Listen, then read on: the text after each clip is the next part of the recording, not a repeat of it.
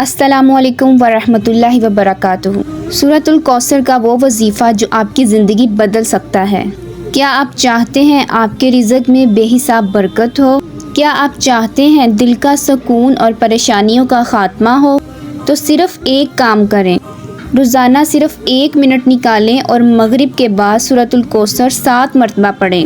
جیسا کہ میں اپنی ہر ویڈیو میں کہہ رہی ہوں کہ وظیفہ کوئی بھی تب اثر کرتا ہے جب آپ 5 وقت کی نماز پڑھتے ہیں۔ اس کے بعد آپ نے مغرب کی نماز کے بعد 3 مرتبہ درود پاک پڑھنا ہے، پھر آپ نے 7 مرتبہ سورۃ الکوثر پڑھنی ہے اور پھر 3 مرتبہ آپ نے درود پاک پڑھ کے اس کو ختم کرنا ہے۔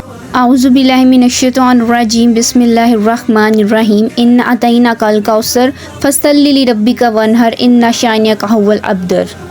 پھر اللہ سے دل سے دعا مانگ، انشاءاللہ آپ کی دعائیں قبول ہوگی، دل کو سکون ملے گا اور زندگی میں خوشحالی آئے گی۔ یاد رکھیں، قرآن کبھی خالی ہاتھ نہیں لوٹاتا۔